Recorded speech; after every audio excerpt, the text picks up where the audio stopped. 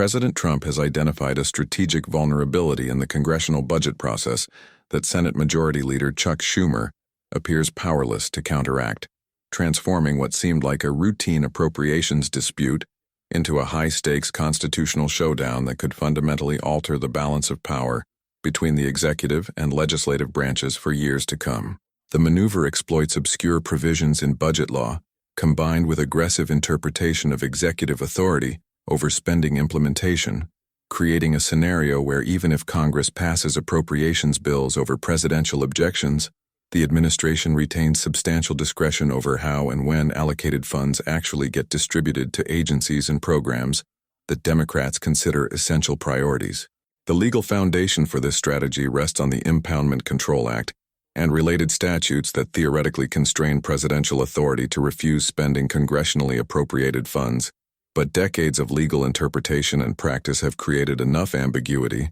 that a determined administration willing to push boundaries can delay or restructure spending in ways that achieve many of the same practical effects as outright impoundment, while remaining arguably within legal parameters. Trump's legal team has identified specific mechanisms including apportionment authority, exercise through the Office of Management and Budget, reprogramming flexibility embedded in appropriations language, and emergency declaration powers that collectively provide the president far more leverage over federal spending than conventional understanding of congressional power of the purse would suggest. What makes this approach particularly effective is that remedies available to Congress for presidential spending defiance involve protracted litigation that could take months or years to resolve through courts, during which time the administration's preferred allocation of resources remains operative, regardless of congressional intent expressed in appropriations legislation. By the time judges rule on whether specific executive actions violated the Impoundment Control Act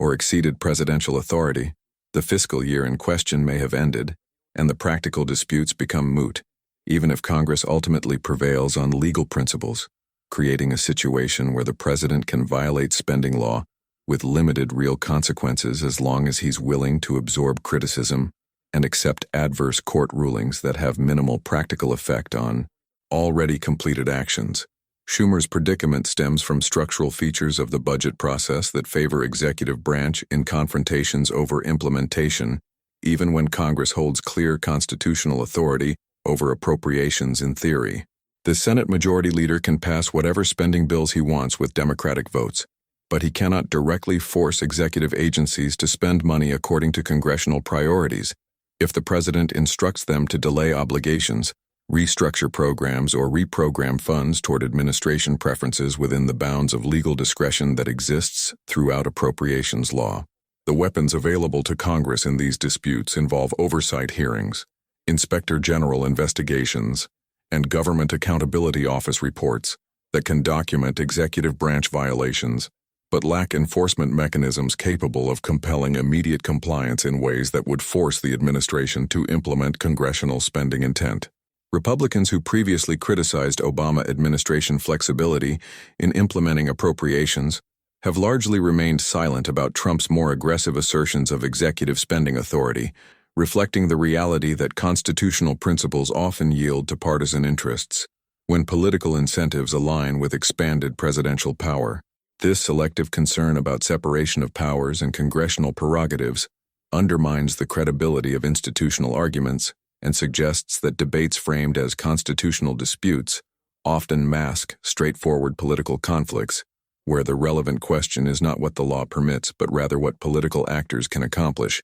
given available leverage and willingness to push boundaries regardless of legal niceties or traditional constraints. The precedent being established extends far beyond this particular budget cycle, as future presidents of both parties will inevitably cite Trump's actions as justification for their own aggressive interpretations of executive spending authority and resistance to congressional appropriations intent they find objectionable. Democrats who might feel satisfied watching Schumer's inability to constrain Trump should consider that the next Democratic president will inherit these expanded assertions of executive power and face pressure from progressive constituencies to use similar tactics to advance liberal priorities over conservative congressional opposition, creating a ratchet effect where executive authority steadily expands across administrations regardless of party, as each president pushes boundaries beyond where predecessors stopped. Chuck Schumer faces a strategic dilemma with no satisfactory resolution, as every available response to Trump's budget maneuvers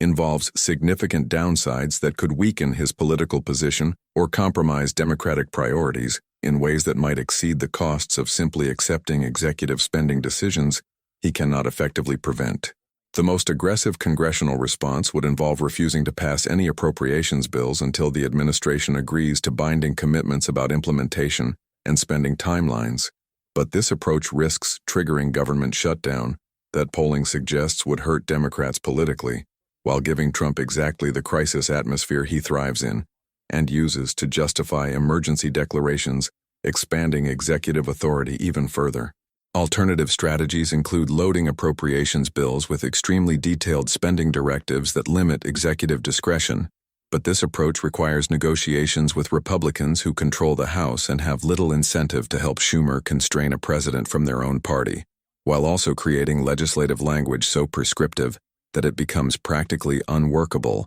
and invites legitimate criticisms about congressional micromanagement interfering with efficient executive branch operations. The technical reality of modern government involves countless decisions about timing, implementation methodology, and programmatic details that cannot possibly be specified in appropriations legislation, leaving substantial discretion that presidents inevitably exercise according to their own priorities, regardless of what Congress might prefer. Schumer's most realistic option involves accepting that he cannot directly control executive spending decisions, while focusing political energy on messaging that assigns blame for any negative consequences to Trump's choices about budget implementation. But this passive approach satisfies neither his progressive base demanding confrontation, nor moderates worried about government dysfunction and eager for pragmatic compromise that restores normal operations. The Senate Majority Leader's political coalition includes factions with incompatible preferences about how aggressively to resist Trump,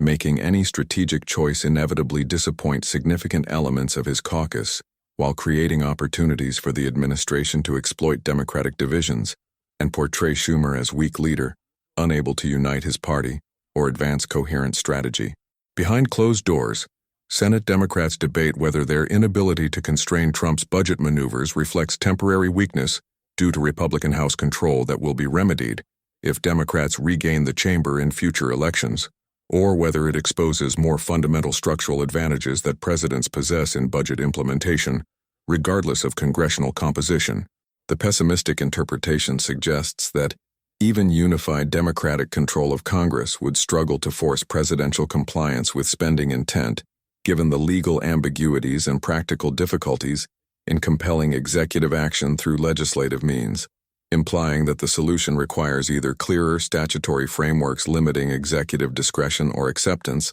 that presidential power in this domain has permanently expanded beyond what mid-20th century understandings of separation of powers contemplated. The business community watches this confrontation with mixed feelings, as corporate interests generally prefer predictable government operations and clear spending commitments that allow planning and investment decisions. But many Republican-aligned businesses also support Trump's efforts to redirect federal resources away from Democratic priorities and regulatory agencies they view as hostile to their interests. This divided business response limits the political pressure on Trump to compromise, as he can credibly claim that economic concerns about budget uncertainty are overblown, and that his approach actually serves business interests by constraining regulatory overreach and welfare spending that conservatives oppose, even if specific companies or industries face disruption from implementation delays or reprogrammed appropriations. International implications receive minimal attention in domestic political coverage,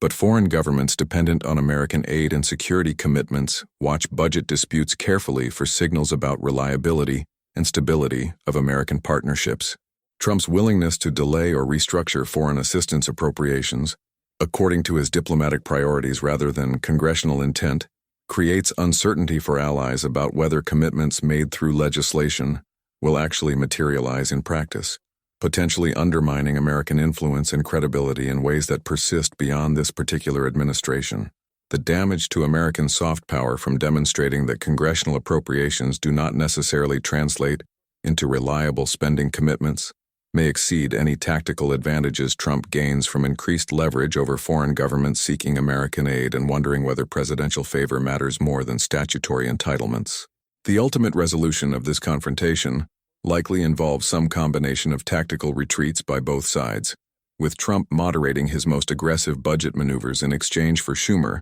accepting substantial executive discretion over implementation details and timing. But the underlying tension between congressional appropriations authority and presidential implementation power will persist unresolved as a permanent feature of American governance. Future budget cycles will involve similar disputes with details varying, but fundamental dynamics remaining constant as presidents seek maximum flexibility while Congress attempts to enforce spending priorities through legislation that inevitably leaves gaps and ambiguities that executives exploit, creating ongoing constitutional friction that the Supreme Court shows little interest in resolving through clear doctrinal frameworks that would definitively establish boundaries between legitimate executive discretion and impermissible defiance of congressional intent.